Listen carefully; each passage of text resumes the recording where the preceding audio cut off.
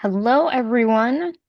Welcome to our other talk within the Nine-Sided Circle that we hold every third Sunday morning of each month, God willing, at 10:30 a.m. Pacific time, as opposed to our usual Sunday talk, which we hold every Sunday, barring any other activities we have going on. That takes place at 6:30 p.m. Pacific time. I am your host, Noor Kyle. And I am her faithful sidekick, Mushtaq Ali. Yes, and I have returned to my seat as host after a couple weeks of being away, visiting family, celebrating my best friend's wedding, and helping all of that come to fruition in the ways that I could support her. And I'm so happy to have been able to do that. And now I'm back with you guys, my lovely friends and companions. Thank you so much for hanging in there, Mushtaq, without me. I'm sure you did wonderfully. It was a struggle. So here we are again. And of course, we need to do our YouTube spiel, in which I tell you to please support us if you like by subscribing to our channel, getting those little notifications when we make new videos and post them, commenting on our videos. I know that I have a lot of comment catching up to do, so I will be doing that as well this week. And sharing, of course. If you find something interesting in these videos, feel free to take the whole video or a snippet and share it with your friends and enemies. Maybe they'll learn something, or maybe you'll just smother them with our wisdom, right? And I'm sure they'll just enjoy that. We will. We will benefit greatly from you smothering your friends and enemies with our abundant wisdom. So you can also donate if you like. We have some links in our description that allow you to do that via Stripe and PayPal. You can also join our Facebook group. You can join our email list. And if you're interested in joining us live, that's the way you do it. There will be directions once you join our email list to get on our special Zoom list. So look out for that as well. Anything I'm missing, Mushtaq? Not that I can think of. Yeah, There and will not be a Sunday talk next Sunday because we will be in the air. yes, I think you may have to do without us 2 Sundays in a row because we are going to be in India, believe it or not. Our retreat is coming up. Very exciting. We'll be taking off on August 24th. Indeed, we will be in the air, and then after that, we'll be doing just a little bit of traveling of our own in India, and that will be post retreat. So when we come back that weekend after, we will be very excited to maybe share a little bit about our adventures with you. In the meantime, let's get to our topic this morning. All What right. are we talking about? I don't know. What are we talking about? All right, we're going to be talking about some interesting stuff related to the fourth way idea. I mean, it's not just a fourth way idea, of course, but this is where many of you may know it from. The idea of the super effort. And we're going to be talking about what Gurdjieff did not explicitly tell us about this thing called a super effort. So, where do you want to take us with that to start, Mushtaq? Where do you want to start the conversation? Well, so what is a super effort? Anybody, can anybody tell me? Some of you may have some experience with Gurdjieff, though a lot of our Gurdjieff people are not here today. Well, I can share. I'm not Gurdjieff people, but it's when you transcend whatever is in the moment into what is a possible moment that can potentiate it, that What can does that happen. mean? That you step out of being grabbed only by the programming that you're holding and allow some space for something else to come in and lead your steps or advise you, or empty space where something can come in and you can co-create with beyond programming that you have. Yeah, we're actually talking about something quite different than that. Not that there's anything wrong with what you said. It's just that when, um, well, as we talk about what has been understood to be super efforts by the Gurdjieff people versus our understanding of it, this may make more sense. Mm.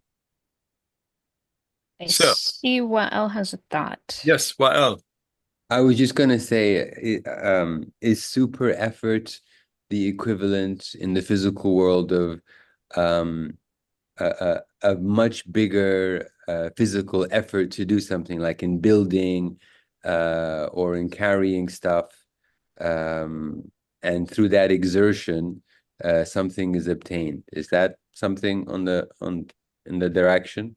that's definitely how it looks to the outer world, and oftentimes how the Gurdjieff people do it.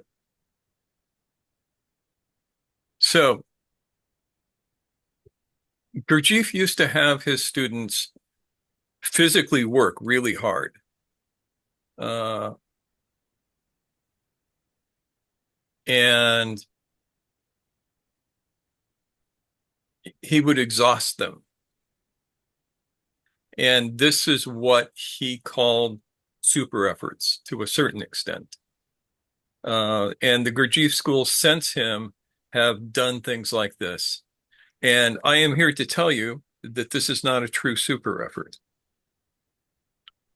Um, that'll undoubtedly piss a bunch of people off, but such is life. We live for that, so you know. Yeah, it's true. I've been pissing off Gurdjieff people for years now, so why stop now? So I mean, these days, most of what a lot of these schools call super efforts are just ways to control their students. They are high control actions. They're almost like disciplinary, it seems to me. Sometimes, yeah. And so in a cult, one of the things that any cult will do is keep you physically exhausted, mal in malnutrition, and with poor sleep. And they'll call this super effort. Only sleep 3 hours a night because you should be doing these other things.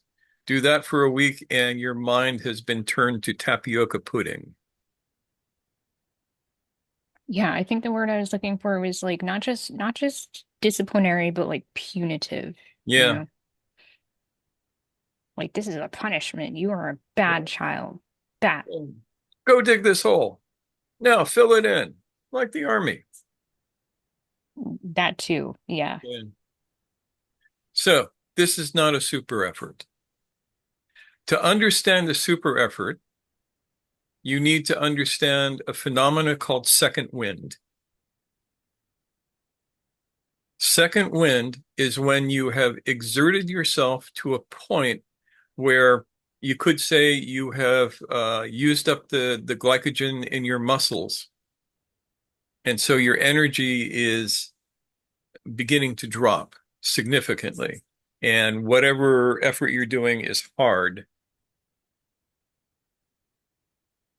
And then if you keep pushing through, you hit what's called second wind, where all of a sudden everything is easy again. And you are moving more efficiently and um, your breathing changes and you can continue doing whatever activity you're doing at a much higher rate of efficiency. Now, interestingly, years ago, a friend of mine, a guy by the name of Scott Sonnen, and I used to discuss the phenomena of second wind. It never made it into his main body of work, as far as I know. Well, do you ever remember Scott talking about this publicly? Um, Not publicly, no. There are a few things in his protocols that indicate its existence, but not directly per se, from my knowledge. Yeah, I think that, well, he found it incredibly cool and useful, um, he never found an audience for it. So he didn't really, uh, You didn't put it out there. yeah, he didn't put it out there publicly. And he's not a therapist, so that would make sense. Now, I took these ideas and ran with them and realized what I was looking at. And I actually developed a therapeutic protocol that I used with some of my clients back in the day. Um, because here's the thing. If you are deeply focused on something, when you hit second wind, uh, whatever you're focused on is going to change. If you focus on a habitual problem that keeps coming up for you, the voice in your head that keeps nagging at you, you hit second wind, that voice is going to be gone. It's weird as hell. It's like you don't even have to hardly do something. So we have a comment from Carl. Um, who says, excuse me, coming from a Gurdjieff background, I never equated super effort with physical work, although it can include that, but rather with inner work. Yeah, I've heard this before too. And Gilda is talking about the shift that you mentioned. She calls it second attention. Okay. We use that term in a slightly different way, but it doesn't matter. So you were saying, Mushtaq, that when you hit this, as When- they might say, hitting that wall, right? Yeah, first do you hit the wall when you're doing this? And I used to experience this when I was running on a regular basis. I was a distance runner. I loved running for miles and miles and miles. And part of the reason I loved doing that is because you would hit this wall. And if you kept pushing, if you struggled through the oxygen deficit that you were experiencing, all of a sudden it was like shifting gears on a bicycle. Everything just got easier. I mean, as a very, very inexperienced runner myself, I've had tastes of that, Yeah. which is, I mean, it's magical to see that you can experience such limitation and then suddenly you've overcome that.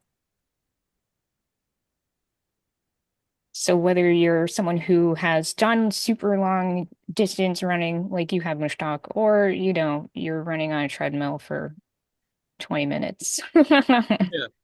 It's possible to experience this, yeah. Yeah. And there's various theories of why this happens.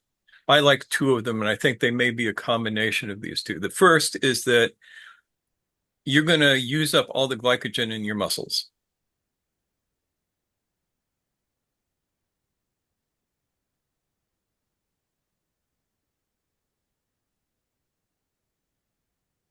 And so glycogen is the sugar in your muscles that burn.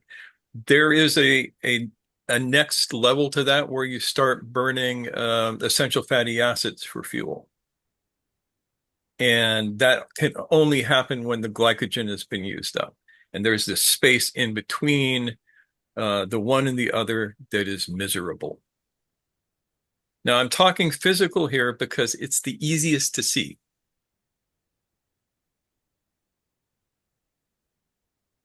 So bear with me on that. I will get more spiritual and esoteric in a minute.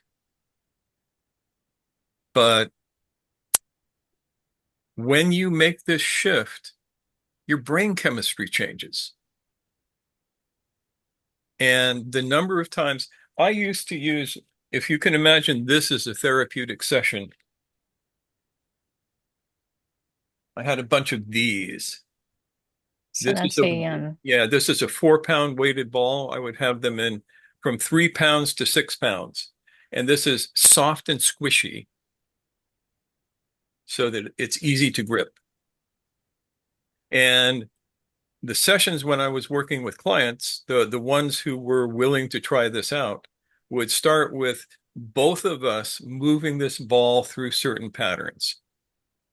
which would gradually increase as we talk, because we would not stop talking during the time. We would be discussing whatever it was, but we'd be moving the ball around our body nonstop in a sort of flowing kind of uh, action that demanded that you use both your upper body and your lower body, and would burn out the glycogen in the muscles. And I would increase the intensity of this as they got deeper into the issue that they were working on. And what happened more often than not is that they would hit a second wind when they were deeply talking about this issue. They have to push through into this second wind. And the moment that they did, it's like the issue would just clear up. I mean, the things would be there, but the pattern of carrying that issue in your head would reset itself. It was the weirdest thing that I have seen in therapy, but it worked. So you may ask, why in the world doesn't everybody do this? First of all, a lot of people can't.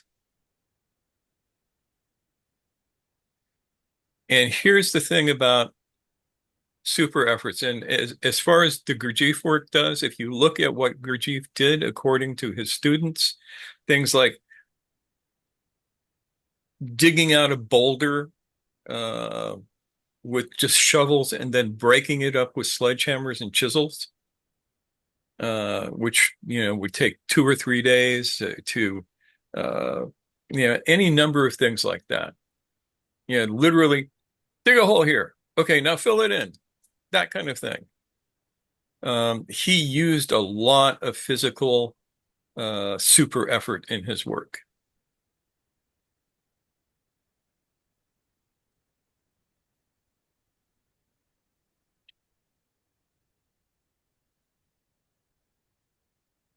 Now, I would look at this and go,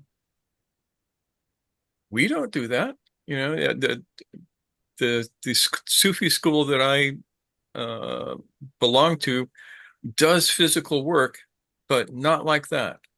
Not as a rule. They may build a house. I remember when I was in Iran years and years and years ago, the sheikh that I was hanging out with needed a new khanagah, Sufi house. So all of the dervishes got together and built it for him by hand. And it was from young, strong, strapping lads like myself to old people. There was one old man who had to be in his 90s, and all he could do was pick up one rock and very, very slowly carry it to the place that we were making the foundation, put it in, go back and get another. And he did that all day long because that's what he could do. So we had efforts like that, but they were never what Gurdjieff did. Never this force people into exhaustion over and over and over again. And we see that a lot now in so-called Gurdjieff groups who use the idea of super effort as a way to control the people in the group. There's one group in New York that was famous for this. They have been turned out as a cult in the last couple of years. Them in particular, yeah. Them in particular, yeah. Yeah, so I mean that's more of a that group aside, this strategy of kind of boot camping everybody. Yeah. And without an understanding, somebody else I don't think we know, without an understanding of what this actually takes, you're bound to fail.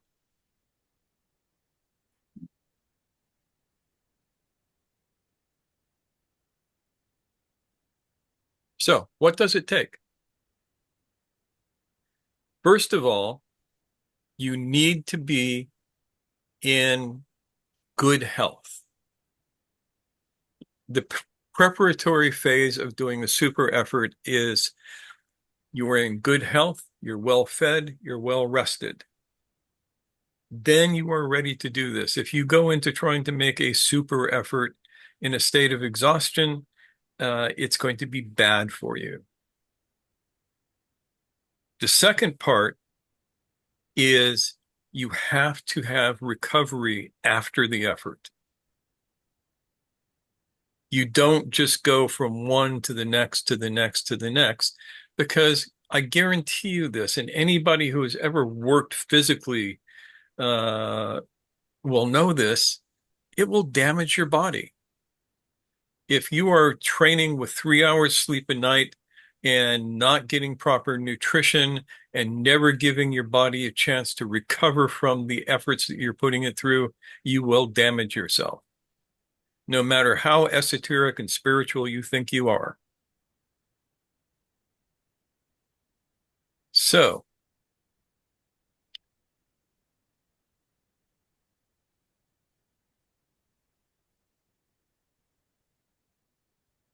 And that's something that people with chronic conditions have had to learn in order to get by. So, sometimes people who have more able bodies end up learning that in very challenging, difficult, in your face ways. So, one thing to take away from this is that you can know in advance that your body has needs and that it is part of your,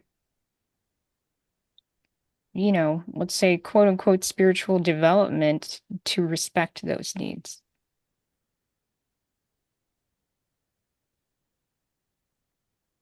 that is absolutely the truth. So, thoughts before I continue on with this?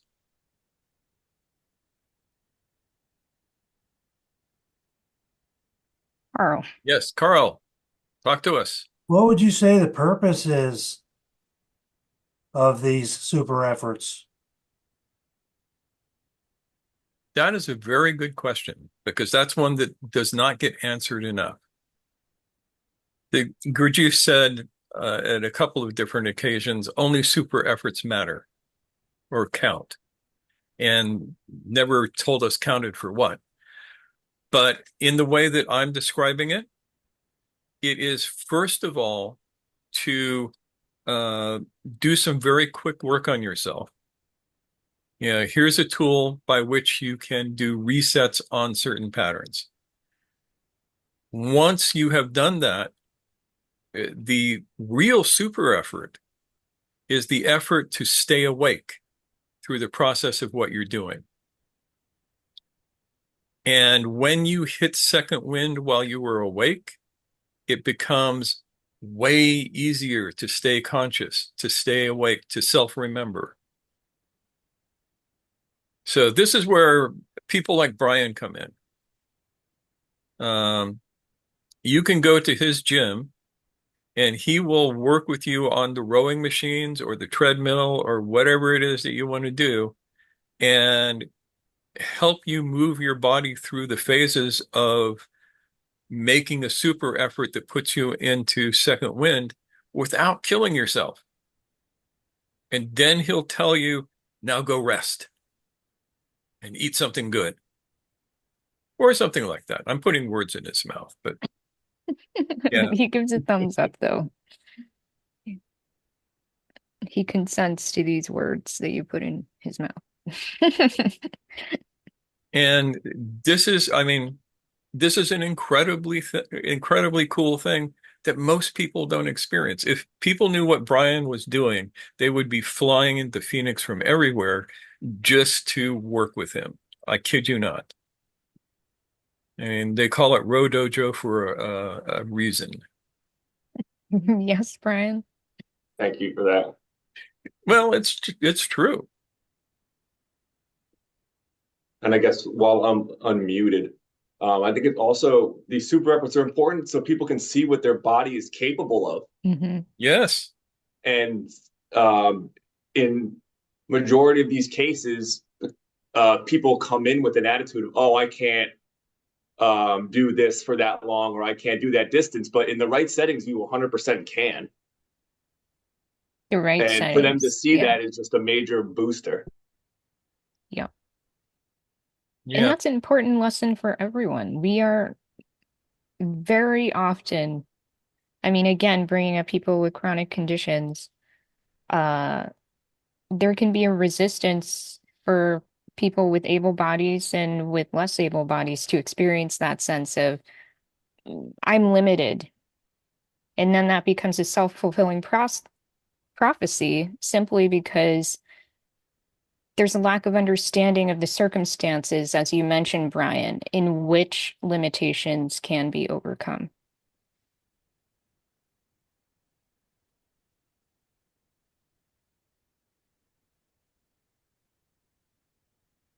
And a super effort is, maybe can just be overcoming those limitations that you set upon yourself. Yes. Either consciously or unconsciously.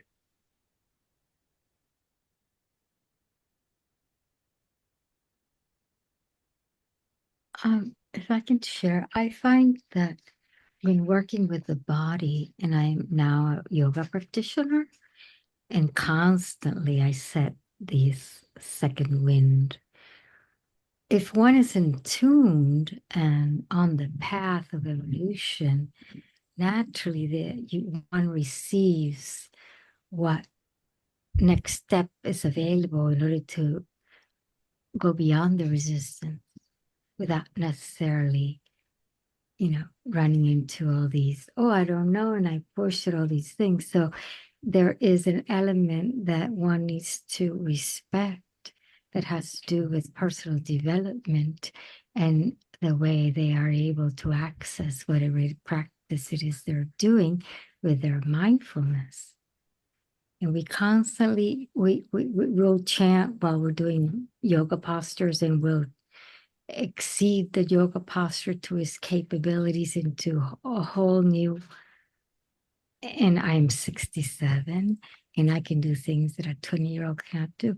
So it has to do with the balance between listening to the body that keeps the score and the place of development where the person is at the present moment. And it's not about taking direction from others and pushing themselves to come to somewhere that there's an intimate connection that always responds. And evolution is about pushing the resistance, right? Otherwise, we're in the same container, running around in circles all the time. And those are my 2 cents. Okay, thank you for that.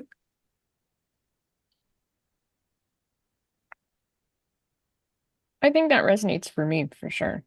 Yeah. Ian, what do you think?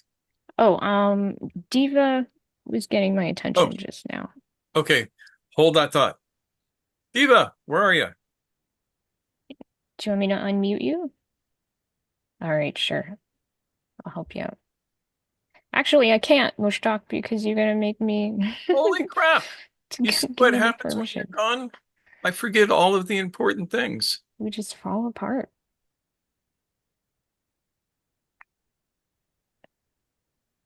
Voila. There we go. Okay. I'm gonna ask you to unmute, and then you should be able to do it.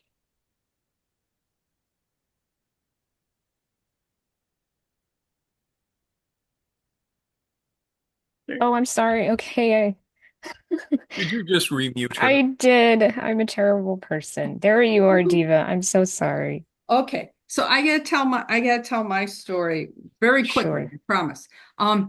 So before I left, my stories are always going to be about moving to Grand Rapids. Before I left Chicago, I had 3 businesses going, and it was very easy for me to start, and I was really successful. So I just thought I could be successful at anything, right?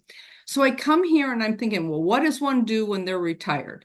And I thought school bus driver, right? And right? But I forget I'm not logical. I can't do linear things because everything I did before was intuitive and creative. And so I went to school bus driving because I can't not work. I'm just a type A. And I went to school bus driving school.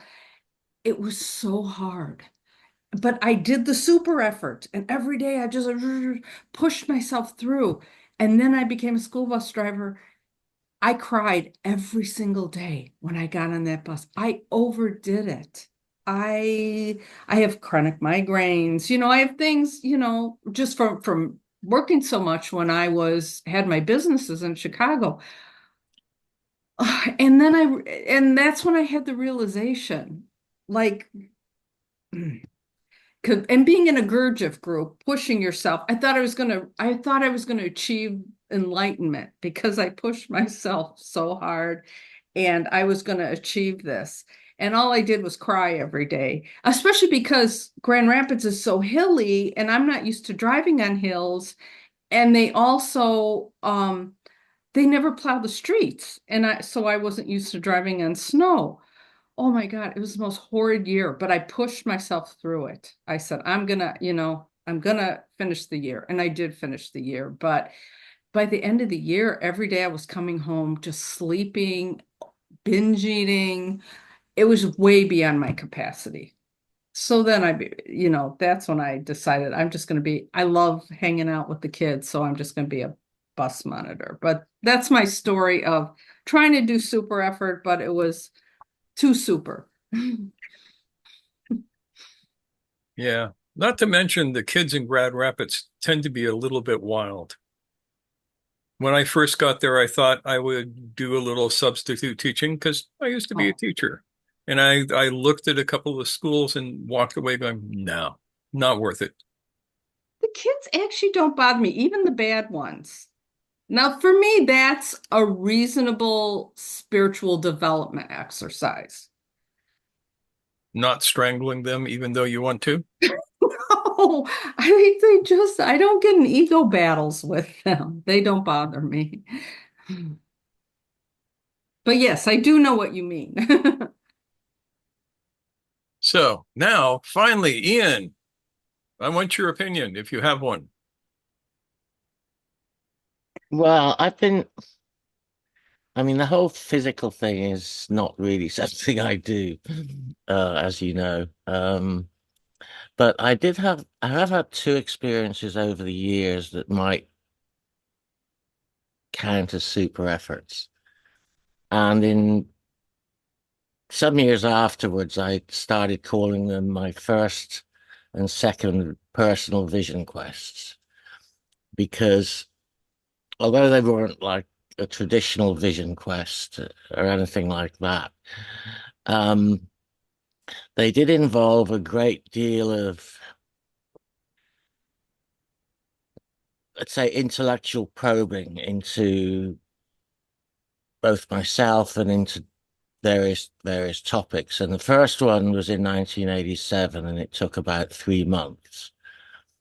And the second one was in 1996, and I can't remember how long it took for that one to start, but it ended up where basically I was in a low level of I'd have to say a low level of tripping state for about 3 weeks, although I have to sustain it every day by doing some work.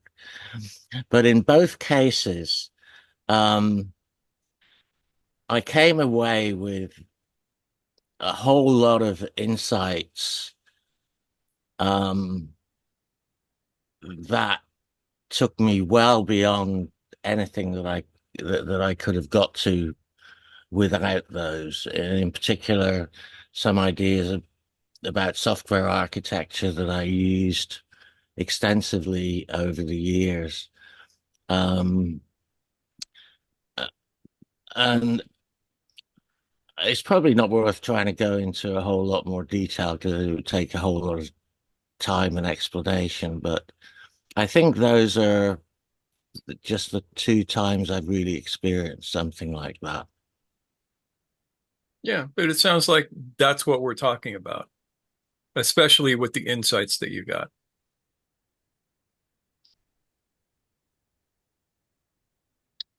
So any other thoughts before we push on?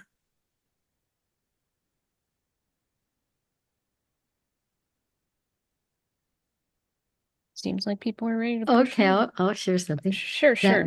when the person who's in the practice, whichever practice work or whatever they're doing, if it's what they have chosen is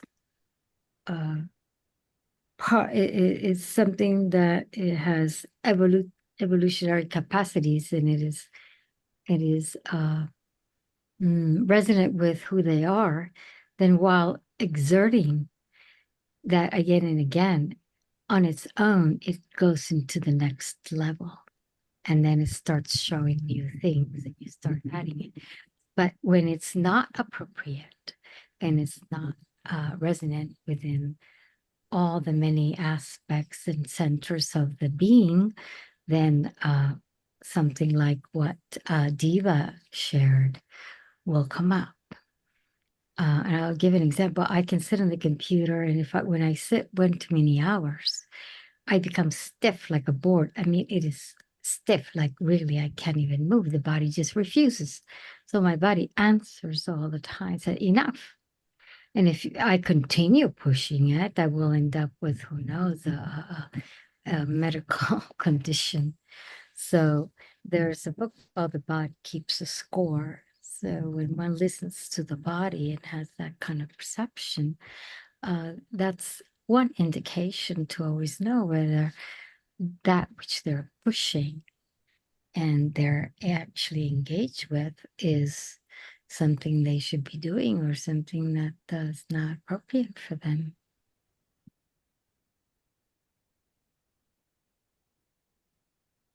Okay.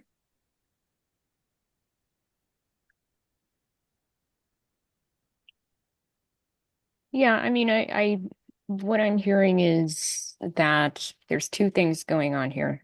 First of all, we have this idea of when we are doing a physical activity that, not just a physical activity, but something that creates a sense of strain. We're going beyond that healthy stress of challenging discomfort into something that is causing harm. And we do want to be cognizant about that.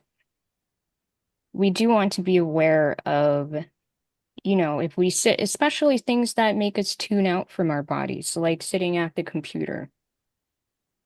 Those are things we need to be very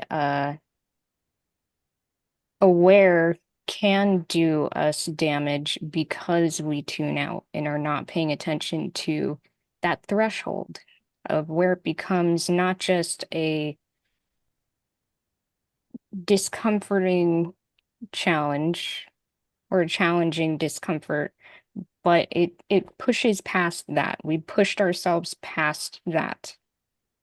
That's when it becomes unhealthy. Yeah. I'm glad you brought up those two things, stress and strain. Yeah. Super efforts require stress. But if you move from stress to strain, you are no longer making a super effort. Super effort. Understand the two like this. Stress is pressure, like this. There is now stress on the bones in my arms. Strain is when I push so hard that I break the bones. So rather than pressure by square inch, it is deformation by square inch. Strain is deformation. And the guy who came up with the idea of stress in humans, English was not his first language. And he said later that if he understood the language better, he would not have been known as the father of stress. He would have been known as the father of strain, because strain is what damages you. Yeah. And these ideas originate in the realm of the physical, the material, but they Yeah. also do apply to these other realms. And it Yeah. does require a sensitivity to be able to, you can learn that sensitivity to figure out where those things also take place on the less material side of things.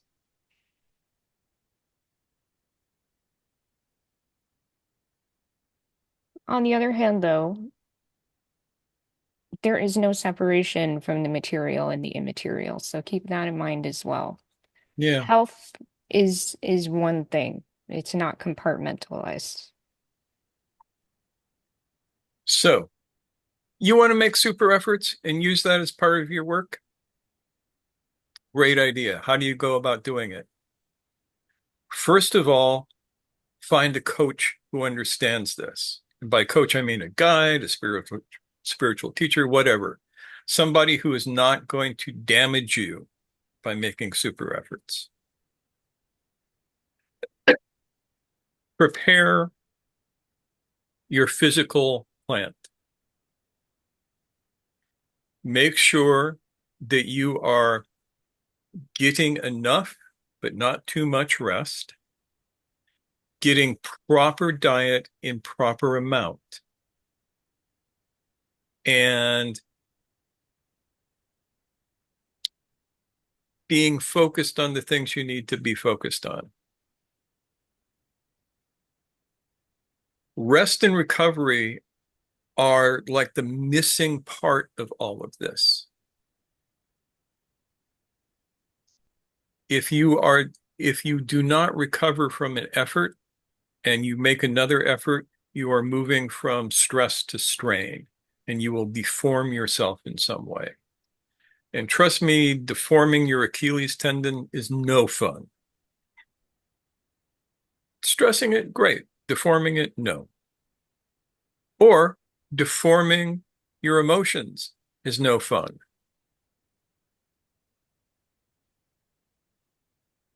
So, proper sleep, proper food, proper recovery.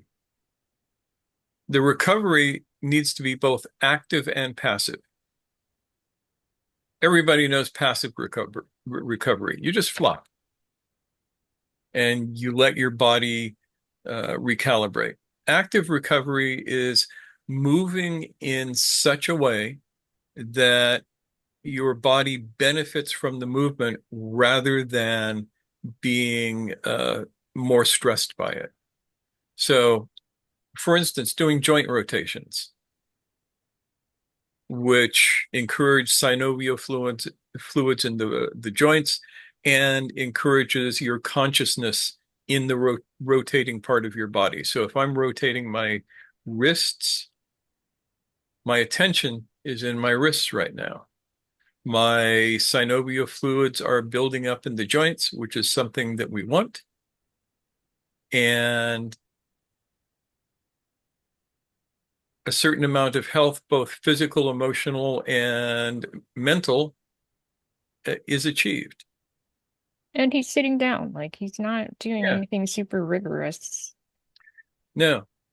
Usually, some of you may have figured this out by now. Both my main method of recovery and my main method of making super efforts is walking. Because you don't need to sprint all the time. The trick to making super efforts is burn up the glycogen in the muscles and balance the breath so that your effort is not producing lactic acid. Lactic acid is produced when you move from aerobic to anaerobic stress. And this is true whether you are walking or thinking.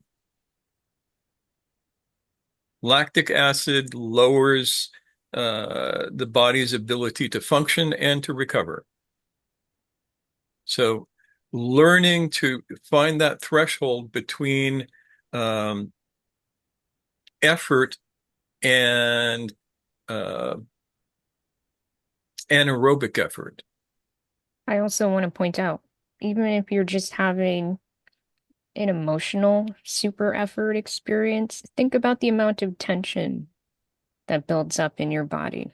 Thank you, my dear. You were absolutely correct. Yeah, I mean, I know I get this. I have one spot in my shoulder where I definitely get lactic acid buildup just from thinking really hard about something because I'm holding my muscles so tightly. Watch out for that. Yeah. So you find that spot where you're using up your glycogen, muscular glycogen. You're burning it up. You will hit a point where you have burned it up, and you will know that you're getting there because you will get more of an aerobic demand. You want to breathe more, and you're not getting enough oxygen, it feels like. Yep, you might be holding your breath when you're Yeah. getting really strongly into your emotions or your thoughts. If you can continue your breathing, and this is one of the reasons, one of the many reasons that we focus so much on the breath, you will pass through this point and you will switch over to the next gear, which probably, if you're doing something physical, looks like moving from glycogen energy to fatty acid energy. It takes a few minutes to do this, and that's where the hitting the wall comes in. You have to keep your face up against the wall and keep pushing to get through that, but not so hard that you strain yourself, just hard enough to stress yourself. Now, at the same time, ideally, you are either focused deeply on the problem that you want to be working on, or you are deeply focused on self-remembering. Yes, and there's something to be said about this with maybe the thing that you're not specifically working on is physical. As Mushtaq is saying, you're doing movements while perhaps holding an idea or an emotion within. And you're using the physicality to help you move through those things that you're holding Yeah. and to transform them. And while we are trying to give you everything that you need to do this in your own life, I realize that it's hard without somebody to coach you. If that is the case, then I highly recommend coming to one of our retreats because we do stuff like this there. Just a Yep. plug. Yeah. So, yeah, at some point we'll be talking about the next one and these ideas will come to the fore. I wonder if you entertain mantras, because No, no, we don't. while you don't, okay, No, we don't. because We we do use it a zikr, lot which is different. when we're pushing the threshold of our posture when doing asanas, and whether silently or humming, which utilizes the breath, engages the breath, Humming is and good for that, yes. and that whether it's just right, and it works amazingly. It goes right through the resistance like nobody's business. Yeah. And then it We do adds different but it. similar Yeah, things. yeah. I'm just Yeah. sharing that that might be something. So, where was I? You were plugging for retreats and Then getting back to the uh, what we're doing here. So I recommend that you start simple.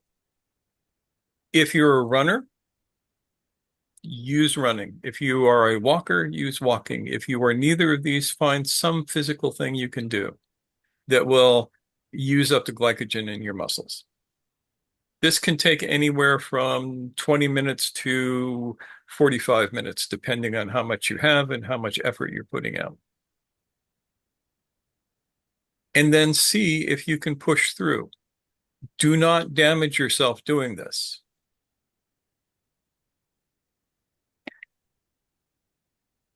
yeah, I think sometimes people need to work up to this. Yeah. And They that's need where to, the yeah. preparation and recovery part of this is so essential. Hmm.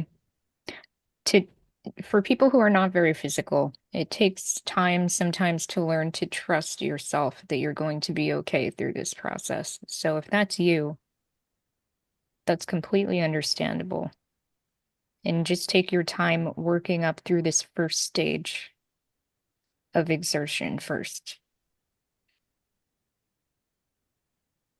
And in that preparation phase, a lot of times there can be fear, Yes. Oh, um, absolutely. which has to be overcome as well. Yeah. Say Yeah. more about that because you know about this. I mean, a super effort, um, like maybe like a threshold, is that you're fearful going into it, and it should make you uncomfortable point where you feel fear that we normally don't feel in day-to-day life.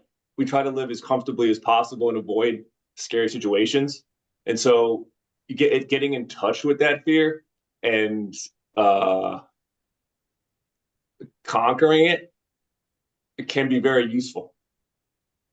Yeah. I think Exactly one, right. Yeah. yes. So, uh, in a pain management program, for example, they call this fear avoidance, where you kind of are avoidant of physical activity because you're afraid that it's going to hurt. Even when it doesn't, there's no experience of pain yet. It's a psychological mechanism where you're talking yourself out of doing the thing, basically. And so, one thing that helps with that is to literally, as you're doing the thing or as you're thinking about doing the thing, reassuring yourself that right now you are okay, that you're in control, and you get to make a choice to do an activity. And you get to experience something new and open up to a challenge. So there can be a bit of self-talk that goes into this as well. And this is for, people of all kinds of degrees of comfort with what we're calling a super effort are going to see this video. So I want to make sure that we speak to the people who are really going to feel daunted by something like this. But as someone who experiences pain myself, I want to encourage you to open up to the idea that there is more available to you than you believe, and that your fear is telling you.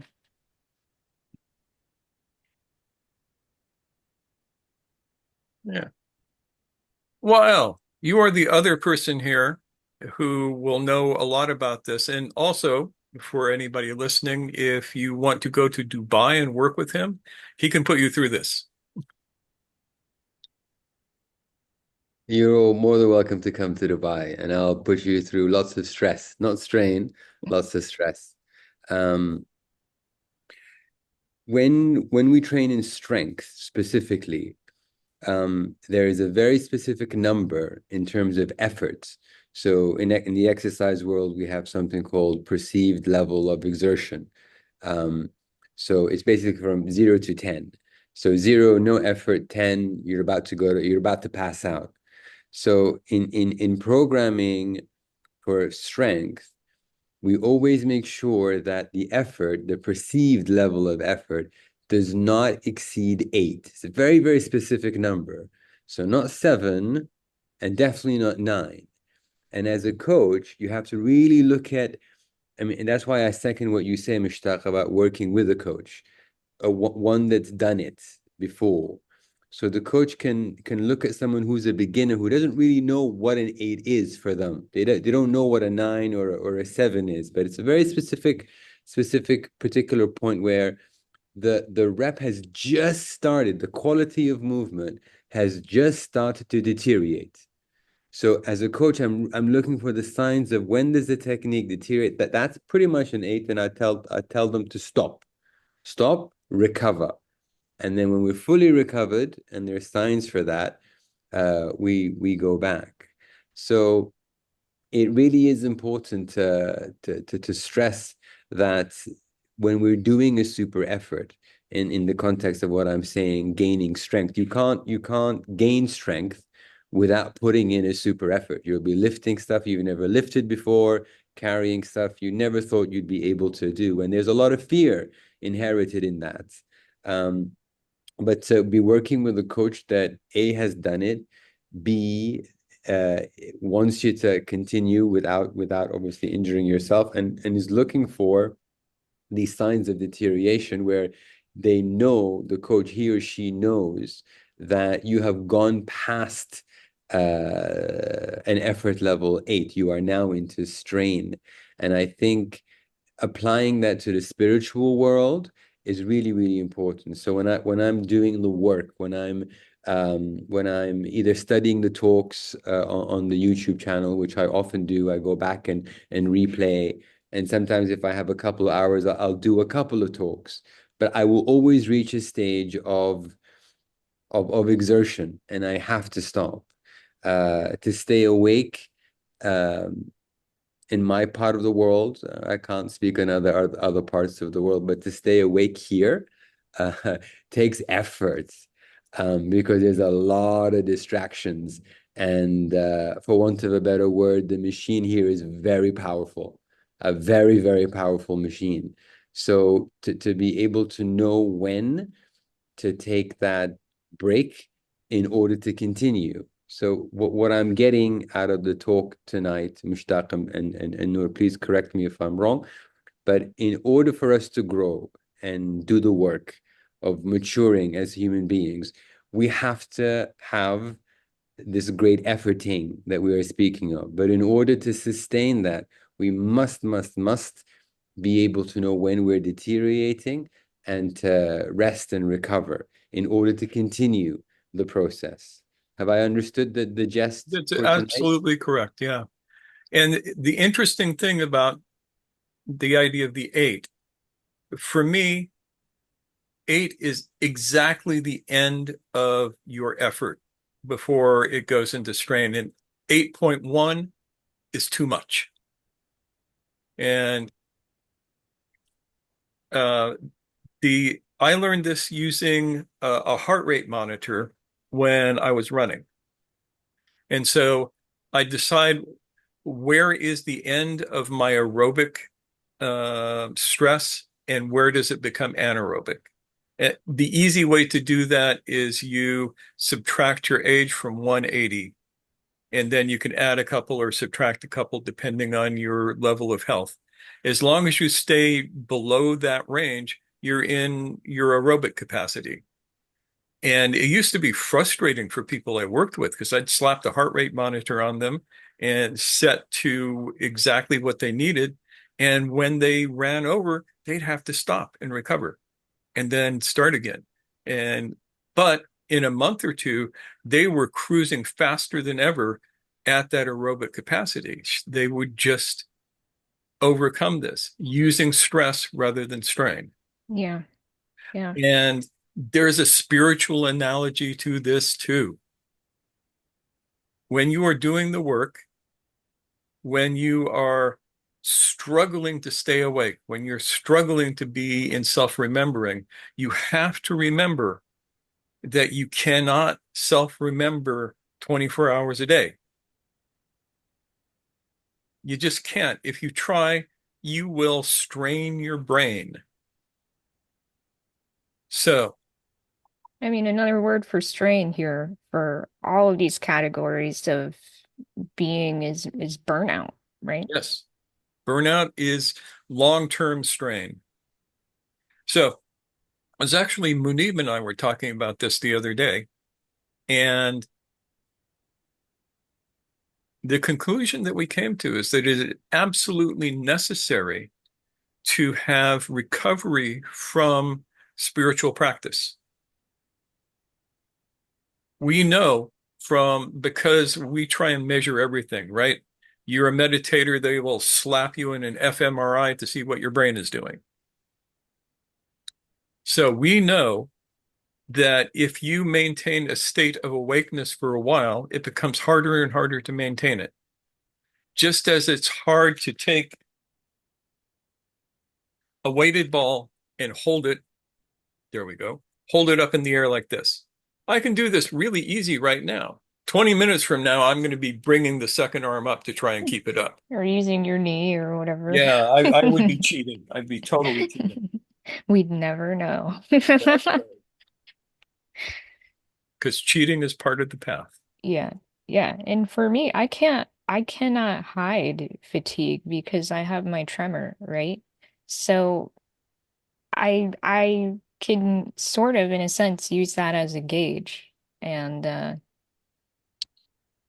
we had this experience. Yeah, I can share this story of an anecdotal pushing past limits. So Mushtaq and I do a local Tai Chi group from time to time. And it was a very hot day this Wednesday that we went, but we went anyway. And I had already been experiencing some fatigue, but I was feeling like it's super effort time, right? So I went, and we that day, because it was hot, did not do a whole lot of like instructional time. We just did two iterations of the entire cycle. I apologize for that Yeah, vehicle yeah, that screaming her past. ride is here. Yeah. And so by the time we were like maybe a quarter or halfway through the second cycle of the practice, my left leg was shaking so visibly that I almost couldn't stand up anymore, and yet I kept going till the end. And I was definitely blowing past 8 L because my form was shit at that point. I couldn't even focus on what steps came next, and I saw myself falling apart, but I was like, no, I'm gonna finish this till the end, right? And so by the end, people were like offering us a ride home because they saw that I was just obliterated. I had gone too far. And that's what happens. That was, I mean, I was trembling for the next like 2 or 3 days. About 3 days, yeah, before Yeah. you were completely recovered from that. Yeah. And that was And it my was not body fun. saying, no, like, why did you do this to me? So that was a lesson learned. That was physical burnout. So, self-remembering is a super effort. And you need to know that you need to recover from it. The longer you do it, the harder it is to hold it. You are creating a kind of fatigue that is not of the muscles, that is of the essence, because your essence is weak. Ego is strong, essence is weak. Soul fatigue. Yeah. And you will need to slowly build yourself up with proper recovery and proper preparation.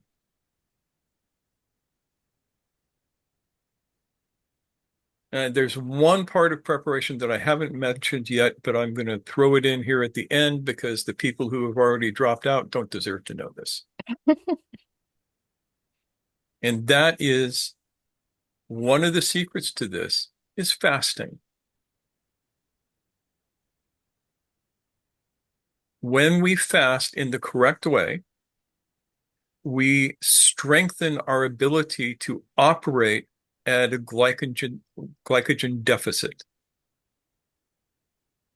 And this is not something that you just do. You work your way into it, again, with proper guidance. I've been doing this for years, and I can, while fasted, walk 20 miles and be fine at the end of it.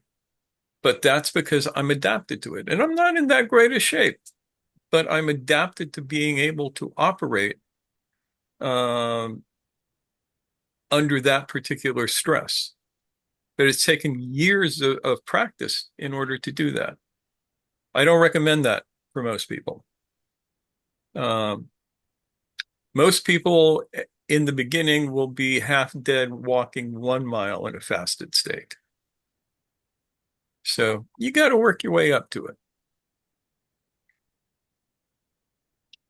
But that is the last secret of doing the super effort. And that's not just physical super effort. If you want to really work on self-remembering, if you want to work on being awake, muraqabeh is the proper word for it. Doing it in a fasted state is brilliant because, again, it does a certain chemical change in the brain that makes it, this is very primitive. It goes back to when we were hunter-gatherers, maybe before we were even Homo sapien.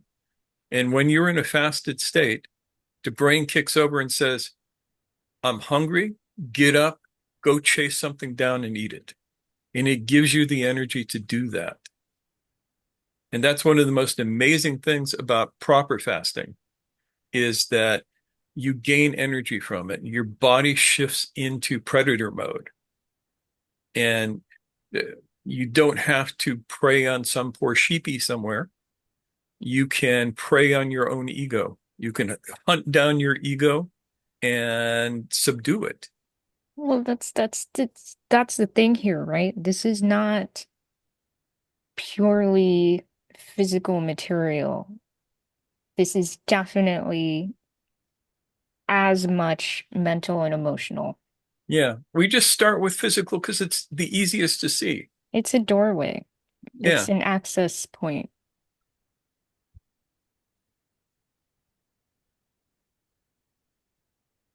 I just wanted to make one more comment about the recovery. And Mushtaq mentioned the flop.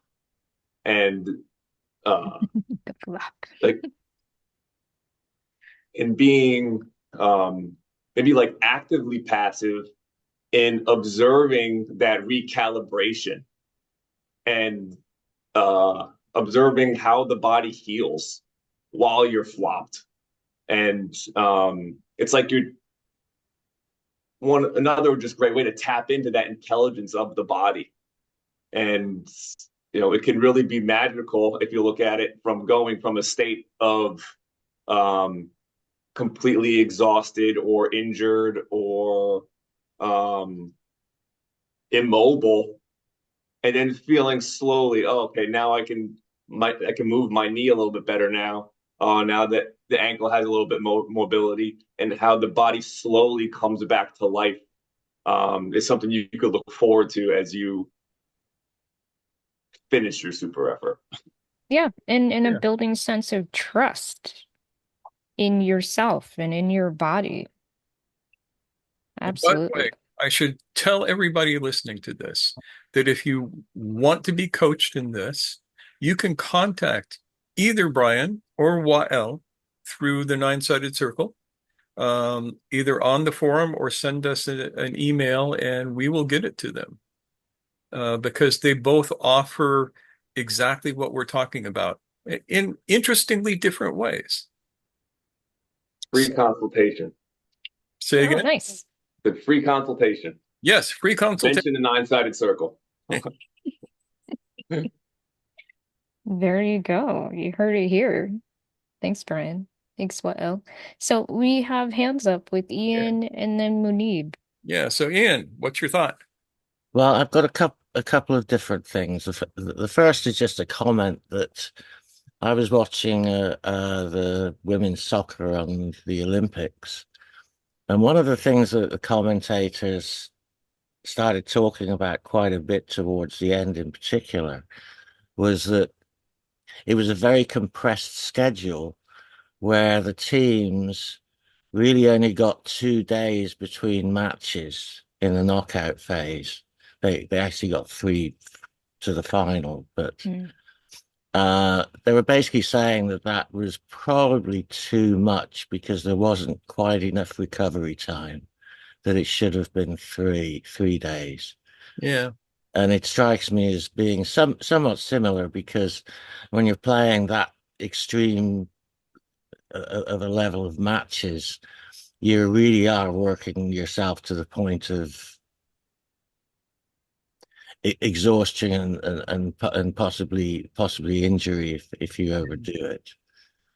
Yeah, So it's absolutely true what you say. yeah, so that was the first one, and then the other thing that has struck me, and I found that when you shifted it towards self-remembering in the end, that was an interesting change of perspective. But this has mostly been focused on the physical aspect. And I've had, as I said earlier, I've had some experience with doing this from an intellectual point of view, although I would have no idea how to teach somebody how to do it. But that's a whole other thing. But I noticed we haven't talked at all about are whether there's something similar in the emotional realm. So I And wonder if you, the answer is yes, and there's a reason we haven't talked about it yet. okay, And that reason is mostly because it is so poorly understood by most people that they go off in the wrong direction. So again, this is going to be one of these places where having actual coaching will help because, of course, emotional stuff is one of the things that really benefits from this kind of work. And other than telling you that you can focus, like say you're having an emotional response to something or someone, and you focus deeply on it, you uh, evoke it as strongly as you can, and then move into second wind, and it tends to dissipate. That's all I'm going to say about that, because you really need to have an outside monitor so you don't screw yourself up. yeah, that, I can well believe that. Yeah.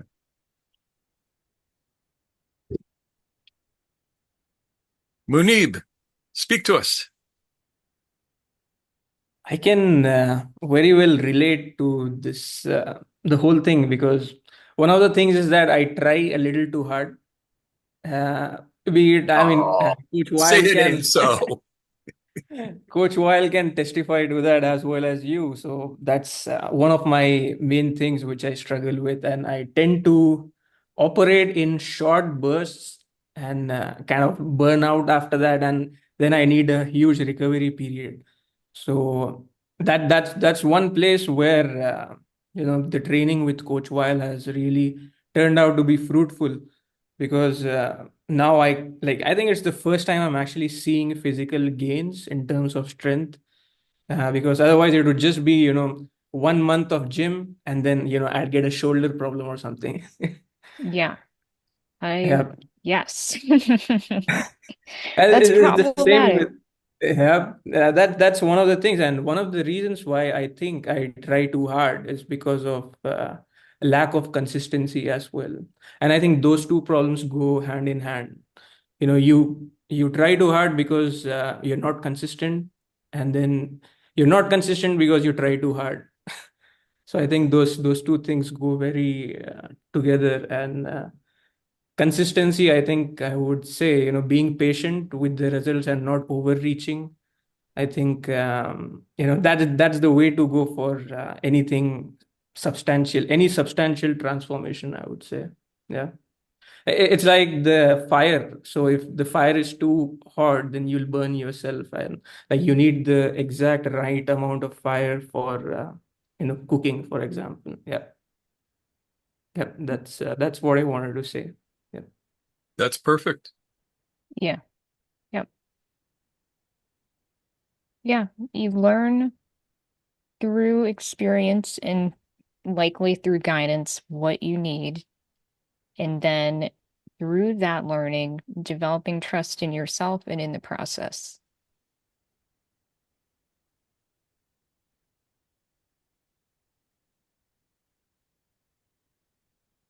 Gilda,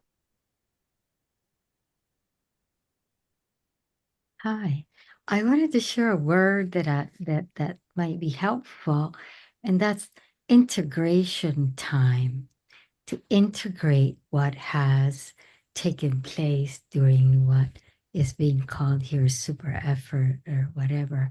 So without integration space afterwards, then you never integrate whatever it is that you undertook to begin with. And that's where stress comes, strain comes along. You're absolutely correct about that. And so, yeah, and for myself, I'll share that for me, I was sleep deprived for my entire life. And sleep, and I work with dreams, individuation, Jung style. The recovery is just outstanding. It's just the whole body recharges as you moves along, and you wake up completely refreshed. So when I believe that in the society that we live in, which is, on a schedule and must be here, must be there, sleep is a bell rings, got to get up and go.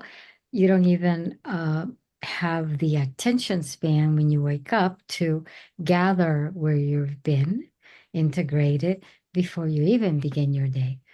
So we found that by using sleep, for example, perhaps those athletes or whatever, if they really rested, sleep, whether you're fully into dream states or not, is really for me one of the royal the royal compensatory function to having a physical stress, emotional, psychic, and physical. So it works on all three levels. Yeah, interestingly, one of the things that we've learned from brainwave research is that long-term meditators, especially the Tibetans for some reason, produce an abundance of what are known as gamma waves. Gamma waves are 40 hertz to 60 to 80 hertz. These are brain waves. These Yeah. are brain waves, yes. And this, it turns out, is the place where the brain does its integration in the day. Usually we only achieve this in sleep. And it happens before the dream state. So it makes sense that you feel like the dream state is integrating you because you've just gone through this whole brainwave process of producing what you need to integrate your day. And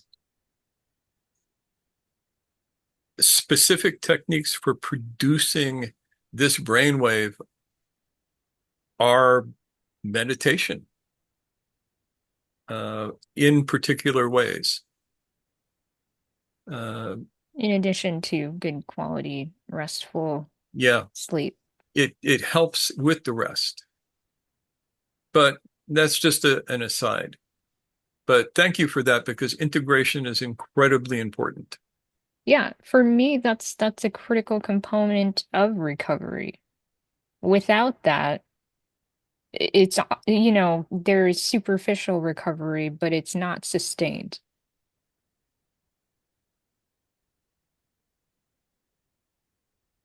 That's how you hold on to what you've gained through your super efforting and your recovery, this integration. Yeah.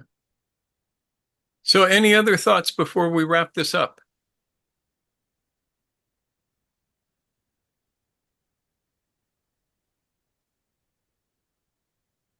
No? Well, then I'm going to shift this over to Brady Bunch mode. Voila. Voila.